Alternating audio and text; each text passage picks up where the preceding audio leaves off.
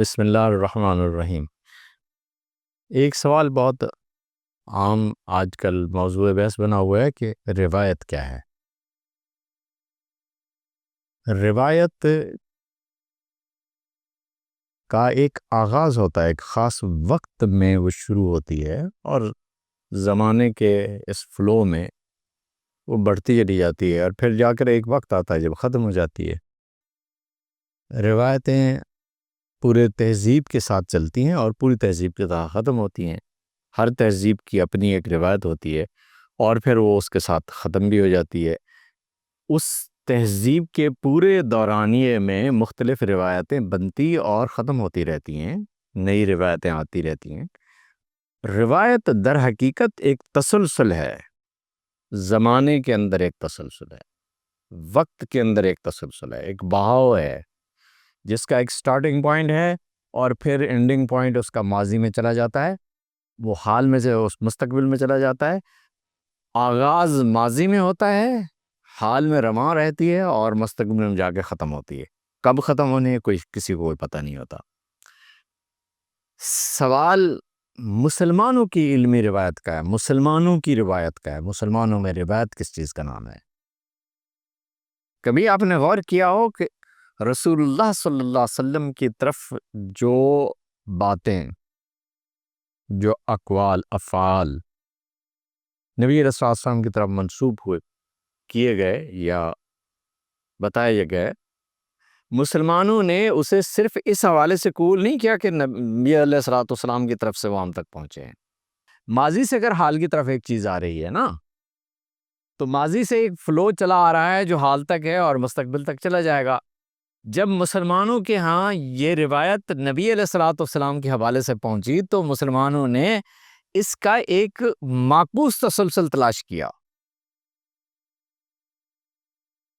معکوس تسلسل کیا چیز ہوتا ہے؟ معکوس تسلسل اسے کہتے ہیں کہ اب ایک مصنف کتاب ہے، وہ اپنے استاد سے نقل کرے گا، وہ اپنے استاد سے نقل کرے گا، وہ اپنے استاد سے نقل کرے گا اور یوں پیچھے کی طرف جائے گا۔ یہ سلسلہ معکوس ہو جائے گا۔ ایک تسلسل ہوتا ہے جو آگے کی طرف بڑھ جا رہا ہوتا ہے، ایک تسلسل ہے جو پیچھے کی طرف۔ جب تک کوئی روایت تسلسل معکوس سے مستند نہ ٹھہرے، مستند نہ ہو، مسلمانوں نے اسے بطور روایت کے قبول کرنے میں تردد کیا ہے۔ کبھی غور کیا آپ نے اس بات پر؟ یعنی جب آپ حدثنا فلان عن فلان عن فلان عن فلان قال قال رسول اللہ صلی اللہ علیہ وسلم، یہ ایک تسلسل معکوس ہے۔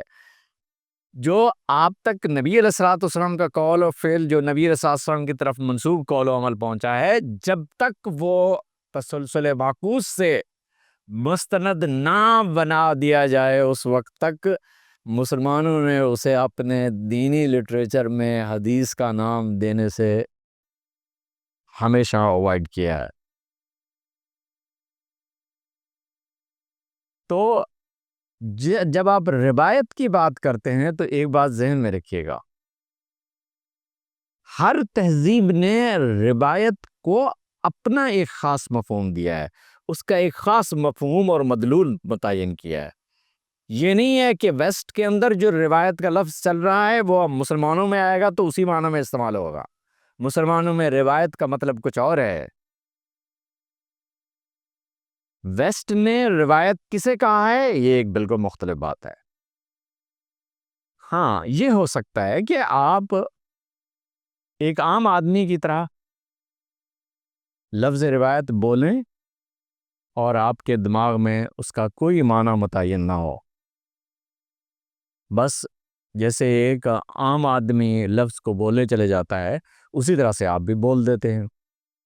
لیکن جب آپ روایت کو خاص مفہوم میں بات کرتے ہیں، مسلم تہذیب میں لفظ روایت کا کوئی معنی آپ متعین کرنا چاہتے ہیں تو مسلم تہذیب میں، یہ نہیں کہ مسلمانوں میں روایت کسی چیز کا نام ہی نہیں رہا، روایت کوئی چیز تھی ہی نہیں، ویسٹ سے ہم نے سارا کچھ بارو کیا ہے، ایسا نہیں ہے۔ مسلمانوں کے ہاں روایت ایک چیز ہے، اس روایت کے معاملے میں آپ سے عرض کر رہا ہوں کہ ایک اس کا تسلسل ہے جو ماضی سے حال کی طرف آتا ہے. اگر وہ ماضی سے حال کی طرف آ جائے تو ہمارے ہاں وہ روایت مستند قرار نہیں پاتی. مستند صرف اس وقت قرار پاتی ہے جب وہ تسلسل معکوس سے مستند ٹھہرے. تسلسل معکوس سے مستند نہیں ٹھہرتی تو حال میں جو روایت آپ تک پہنچے گی وہ روایت قابل قبول نہیں ہوگی. اس کے بالکل مقابلے میں اگر آپ مسلمانوں کی ہاں ایک دوسری جہت کو دیکھیں، جو رسول اللہ صلی اللہ علیہ وسلم پر اللہ تعالیٰ نے نازل فرمایا ہے، کبھی آپ نے غور فرمایا ہے کہ پوری مسلمانوں کی تاریخ میں آج تک کسی نے بھی اس کے مستند ہونے کے لیے تسلسل معکوس کو معیار نہیں بنایا. تسلسل معکوس کو کوئی معیار نہیں. جو نبی علیہ الصلوۃ والسلام کی نبوت ہے وہ تسلسل معکوس سے مستند نہیں ہوتی ہے. اب روایت کو اگر آپ نے دیکھنا ہے تو نبوت ایک استحضار ہے، دائمی استحضار ہے، جو اب اسی طرح سے چل رہی ہے جیسے پہلے تھی. اور دوسرا تصور وہ ہے جو روایت کا وہ تصور ہے جسے علم الروایت میں ہم لاتے ہیں اور یہ دیکھتے ہیں کہ یہ روایت کس درجے کی روایت ہے.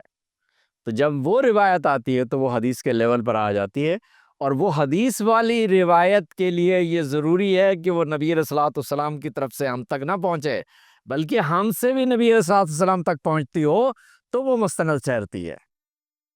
یہ بہت اہم نقطہ ہے